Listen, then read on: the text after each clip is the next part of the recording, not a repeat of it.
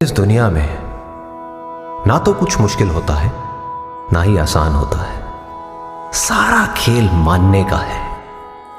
जो मानता है कि उसके लिए मुश्किल है तो उसके लिए मुश्किल है, और जो मान लेता है कि मेरे लिए आसान है तो उसके लिए सब आसान है।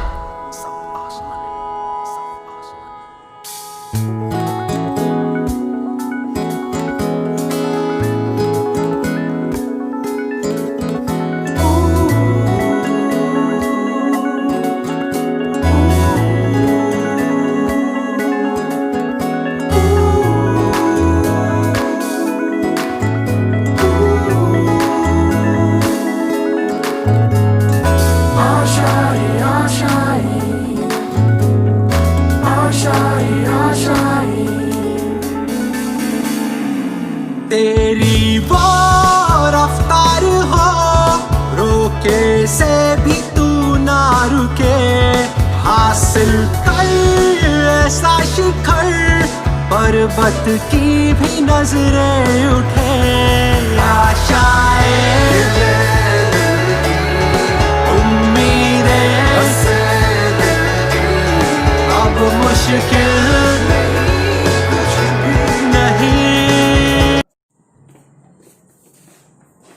उदाहरण 1 4.1 200 ગ્રામ દળનો 1.5 મીટર લંબાઈનો એક સીધો તાર 2 એમ્પિયર વિદ્યુત પ્રવાહ ધરાવે છે.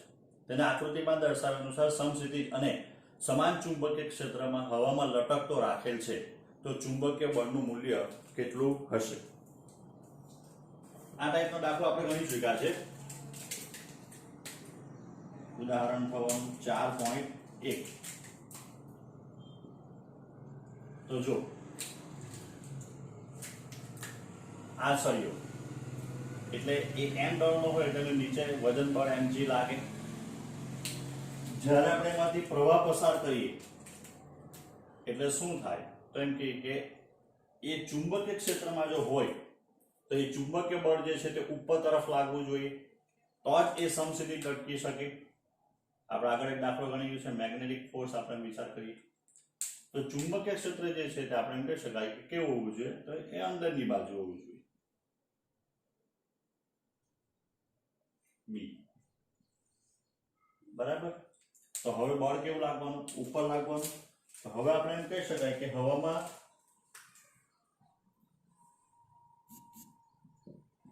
સમતોલન રહેવા માટે બરાબર જેટલું નીચે mg જેટલું બળ લાગે એટલું જ ચુંબકીય બળ ઉપર લાગવું જોઈએ. તો આપણે કહી શકાય ભાઈ ગુરુત્વીય બળ કે વજન બળ બરાબર કયું બળ થાય? તો એમ કે ચુંબકીય બળ. આ તો જૂનું ને જાણીતું આપણે mg. ચુંબકીય બળનું મૂલ્ય કેટલું થાય? તો આપણે પહેલા મૂલ્ય લખીએ fm મેગ્નેટિક ફિલ્ડ. તો mg આ થઈ ગયો ILB sin 90 બરાબર. તો જ એને ચુંબકીય બળ જેટલું ઉપર થશે. તો therefore હવે b બરાબર આ b પૂછેલું છે આપણને mg/il. કેટલા ગ્રામનો સળિયો છે? 200 ગ્રામ. એટલે 200 × 10⁻³ 9.8 I કેટલો પ્રવાહ પસાર કરવામાં આવે? 2 એમ્પિયર. અને એની લંબાઈ જે છે 1.5 મીટર. જો આપણે આની ગણતરી કરવામાં આવે તો જે આન્સર આવશે 0.65 ટેસ્લા.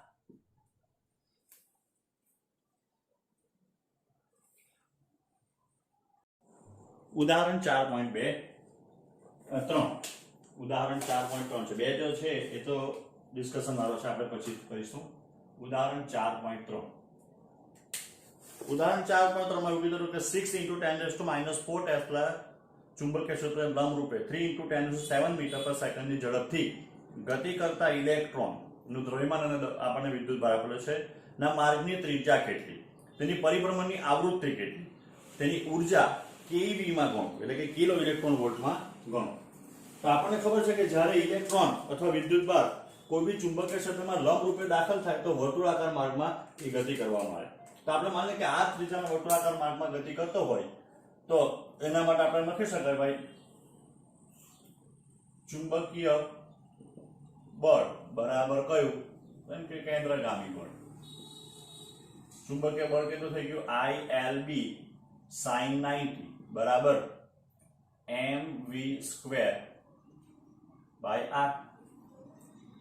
આની આવશે, પેલું આવશે QVB sin 90 વાળું.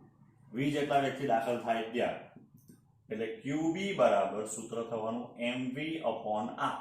તો r is equals to mv upon q. તમે q બરાબર EB લખી શકો, ઇલેક્ટ્રોનનો વિદ્યુતભાર. આ 9.1 10⁻31. એનો વેગ કેટલો છે? 3 × 10⁻7.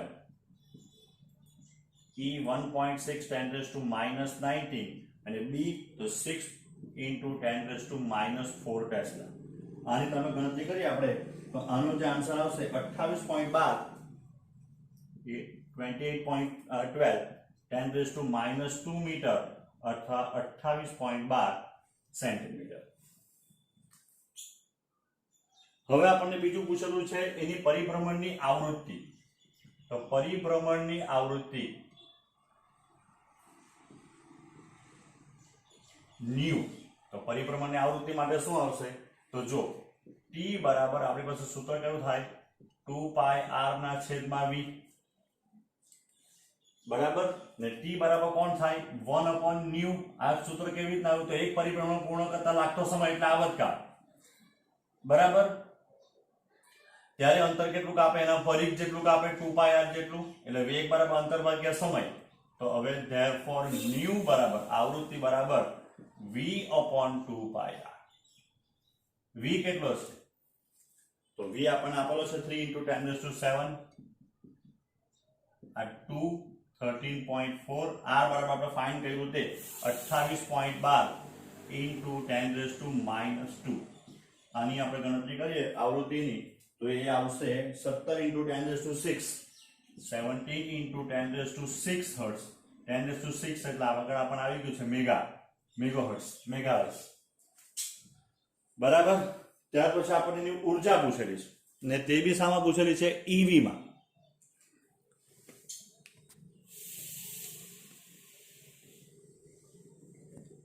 તો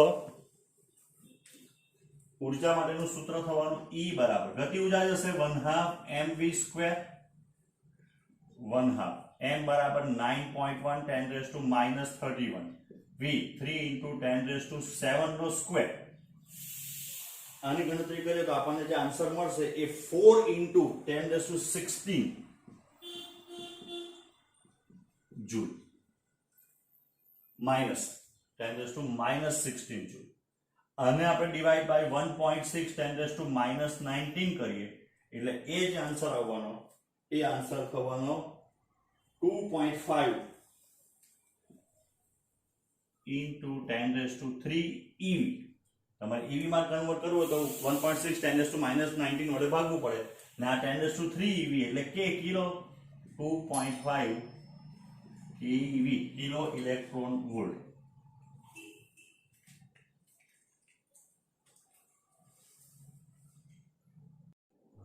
ઉદાહરણ 4.4. એક સાયક્લોટ્રોનની દોલનની આવૃત્તિ 10 મેગાહર્ટ્ઝ. પ્રોટોન્સને પ્રવેગિત કરવા માટે જરૂરી ચુંબકીય ક્ષેત્ર કેટલું છે? જો d ની ત્રિજ્યા 60 સેન્ટીમીટર હોય તો આ પ્રવેગ વડે ઉત્પન્ન થયેલા પ્રોટોનની કિરણાવલી બીમની ઉર્જા કેટલી હશે? અહીંયા દાખલો આપણને ઊંધો આપેલો છે તો ન્યુ બરાબર આપણને આપેલું જે છે એ 10 મેગાહર્ટ્ઝ. 10 એટલે 10 × 10⁻6 મેગા એટલે બરાબર. ઇલેક્ટ્રોનનો વિદ્યુતભાર, પ્રોટોન્સનો વિદ્યુતભાર 1.6 10⁻19 કુલમ. એનું દળ, પ્રોટોનનું દળ 1.6 10⁻27 કિલોગ્રામ. બીજું આપણને ચુંબકીય ક્ષેત્રનું પૂછેલું છે કેટલું થાય તે બરાબર. તો પહેલા સાયક્લોટ્રોનની આવૃત્તિનો આપણી પાસે સૂત્ર છે ન્યુ બરાબર 2π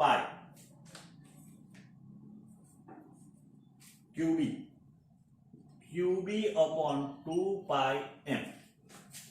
તો therefore b equals to 2 pi m into nu divided by q. ચાલો 2 3.14 1.67 10 raised to minus 27 ન્યુ કેટલી આપેલી છે 10 મેગાહર્ટ્ઝ 10 into 10 raised to 6 ને વિદ્યુત ભાર 1.6 10 raised to minus 90. તો આના ઉપરથી ગણતરી કરીએ તો b નું જે વેલ્યુ આપણને મળશે એ કેટલું મળશે 0.66 ટેસ્લા. હવે બીજું આપણને શું પૂછેલું છે? તો બીજું આપણને જે પૂછેલું છે એ ઉર્જા. તો પ્રોટોનની ઉર્જા, તો ઉર્જા માટેનું સૂત્ર કયું છે? E બરાબર 1/2 mv². એટલે પહેલા આપણે શું શોધવું પડશે? v શોધવો પડે. તો અત્યારે આપણે સૂત્ર આવી ગયા ન્યુ બરાબર કેટલું આવતું હતું? તો જો v બરાબર 2 pi r by t ને 1/t એટલે f બરાબર, એટલે 1/t ને 1/t એટલે ન્યુ થઈ જવાનું, એટલે ન્યુ. તો ન્યુ બરાબર આપણે એમ કહી શકાય v બરાબર 2 pi r into new 2 3.14 r બરાબર આ આપેલો છે આપણને કેટલાથી ગતિ કરે છે, કેટલા સેન્ટીમીટર થી? હા 60 સેન્ટીમીટર કીધેલું છે, એટલે 60 into 10 raised to minus 2 ને ન્યુ કેટલી છે? આવૃત્તિ 10 into 10 raised to 6. તો v જે એનો વેગ મળવાનો એ વેગ થવાનો 3.768 10 raised to 7 મીટર પર સેકન્ડ. હવે આપણે અહીંયા મૂકીએ આ 2 પ્રોટોનનું દળ 1.67 10 raised to minus 27 multiplied by એનો વેગ કેટલો છે? તો એનો વેગ આપણે અત્યારે શોધી કાઢ્યો કેટલો છે? 3.678 10 raised to 7 નો સ્ક્વેર. તો e ની જે આપણને વેલ્યુ મળવાની એ કેટલી મળશે? પહેલા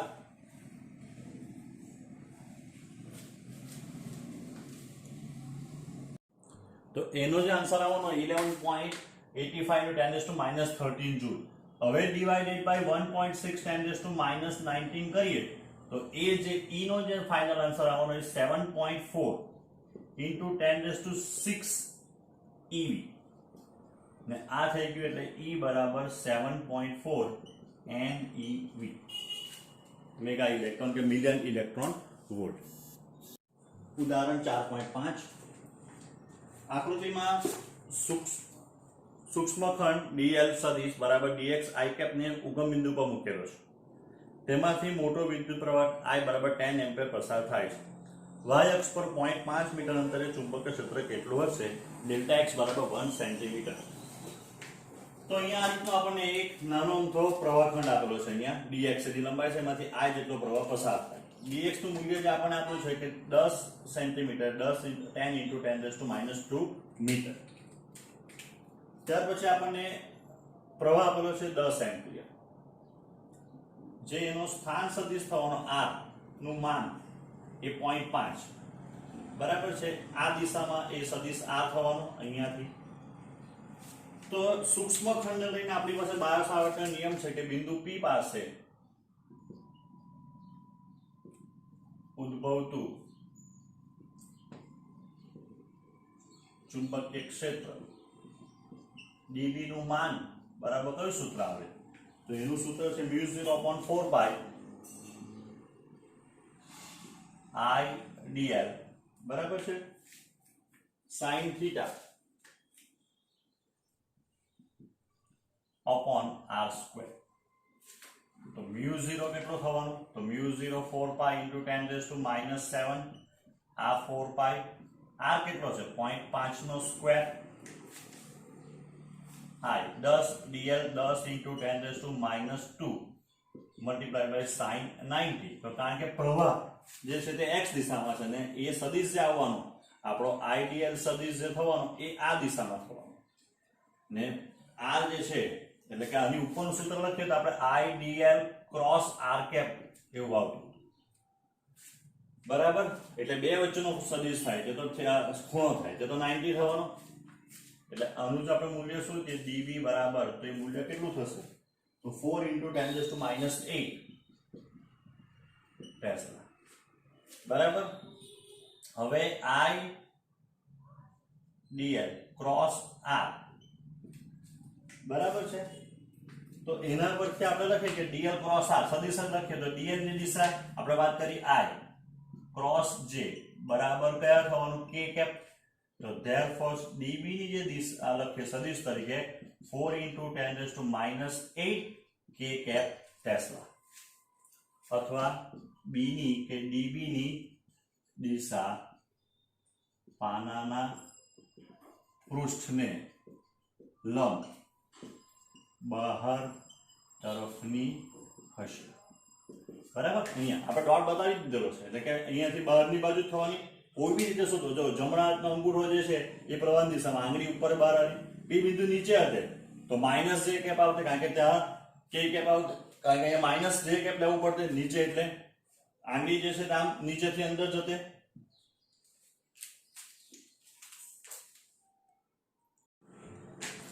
ચાર 4.6 ઉદાહરણ. આકૃતિ એ માં દર્શાવ્યા મુજબ 12 એમ્પિયર પ્રવાહધારી સીધા તારને 2 સેન્ટીમીટર ત્રિજ્યાના અર્ધવર્તુળાકાર ચાપમાં વાળ્યો છે. ધારો કે ચાપના કેન્દ્ર પર ચુંબકીય ક્ષેત્ર B છે. સીધા વિભાગ વડે ઉત્પન્ન ચુંબકીય ક્ષેત્ર કેટલું હશે?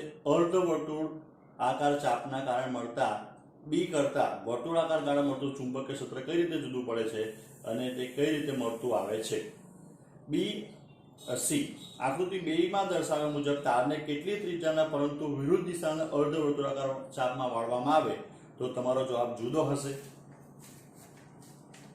ચાલો, તો પહેલા સાદામાં સાદી વાત એવી છે કે આ એક રીતનો આકાર ધરાવતો, એક વિશિષ્ટ આકાર ધરાવતો એક આપણને તાર આપેલો છે. આ તારને આપણે 2 અથવા 3 ભાગમાં વિભાજિત કરીએ. જો A B, ધારો કે અહીંયા C, અહીંયા D ને અહીંયા E.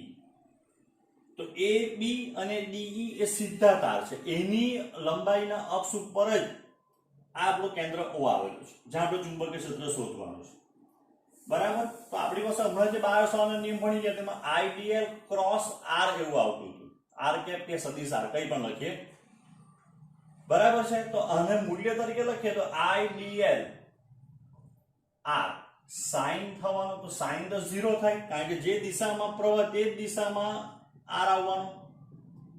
અહીંયા તમે વિચાર કરો તો અહીંયા વિરુદ્ધ દિશામાં થાય, બરાબર, એટલે એ પ્રતિ સમાંતર થાય, અહીંયા સમાંતર થાય માનીએ. બંને માટે કેવું થવાનું? 0 થવાનું. એટલે આ બે જે છે ભાગ, કયા ભાગ? AB અને DE, તો એને કારણે શું થાય તો ચુંબકીય ક્ષેત્ર ઉદ્ભવે, બરાબર. આપણને જે ચુંબકીય ક્ષેત્ર જે મળશે તો કોને કારણે મળશે? તો આપણને જે મળશે તે કોને કારણે? તો માત્ર આ અર્ધવર્તુળાકાર ચાપને લીધે જ મળે ને. આ આપણને પૂછેલું છે કેટલું મળે તે, બરાબર. તે હવે કેવી રીતના શોધી શકાય? તો જો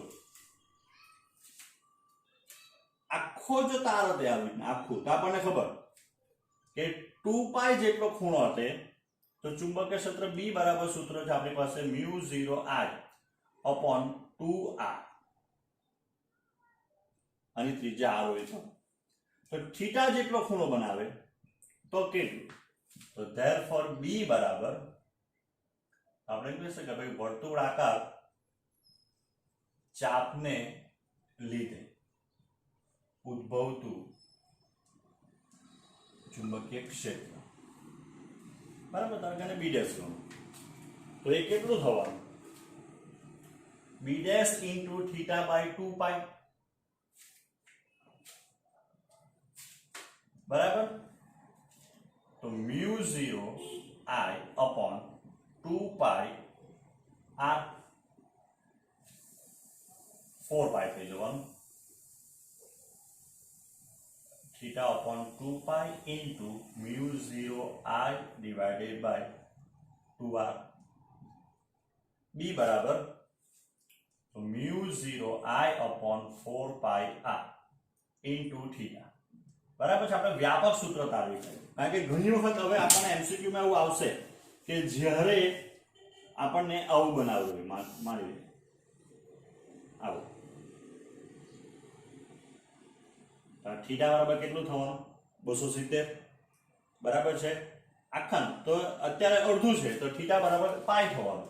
તો μ0I upon 4πr into પાઈ થીટા બરાબર, તો પાઈ કેન્સલ, તો μ0I upon 4r 1/2 બી લખી શકું, 1/2 μ0I upon 2r. તો તમે જો કે આખાને લીધે કેટલું મળતું હતું? μ0 upon 2r મળતું હતું, તો અડધાને લીધે કેટલું મળે?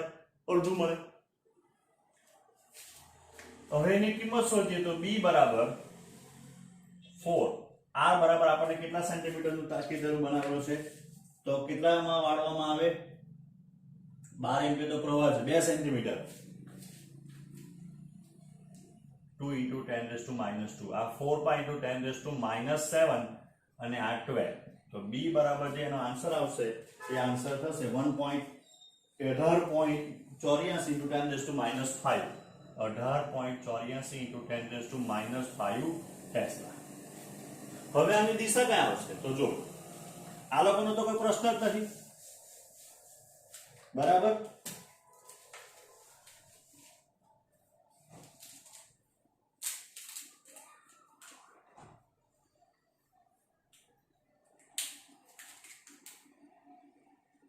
દિશા માત્ર કોની રીતે શોધવાની છે? આ વર્તુળાકાર ચાપ. તો એના માટે ચાપ અથવા વર્તુળ છે એટલે આંગળી જે છે તે પ્રવાહની દિશામાં, જમણા હાથની. તો અંગૂઠો તમને શું બતાવશે? તો અંગૂઠો જે છે તેમ કે તમને તે બિંદુ આગળ ચુંબક એટલે કે આવવાનું પાનાના પૃષ્ઠને લંબ અંદર તરફ, એટલે ચોકડી મારવી પડે. એટલે b ની જે દિશા આવશે એટલે સદિશ સ્વરૂપે જો લખીએ તો સદિશ b બરાબર 1.988 10⁻4 ટેસ્લા, અને એની દિશા આવવાની પાનાના પૃષ્ઠને લંબ, અંદર તરફ. બરાબર. પાનાના પૃષ્ઠને લંબ ક્યાં આવવાની? અંદર તરફ આવવાની. હવે આપણને બીજી આકૃતિમાં શું પૂછેલું છે? તો બીજી આકૃતિમાં આપણને એવું કીધેલું છે કે બીજું બધું તેમનું તેમ આકૃતિ b માં. બરાબર. તો પ્રવાહ જે છે એ ની દિશા બદલી કરે, એટલે કે આખું આમ છે. બરાબર. અને પ્રવાહ આ રીતે જતો છે. અહીંયા આ બિંદુ પાસે આપણે ચુંબકીય ક્ષેત્રની દિશા તો જો આમ આવવાની, અહીંયા અંગૂઠો કાઢ્યો બહાર, તો આના માટે આપણે એમ કહી શકાય કે b ની દિશા પાનાના પૃષ્ઠને લંબ કયું? તો એમ કે બહાર તરફની. એટલે અહીંયા આપણે આવું ડોટ મૂકવું પડે.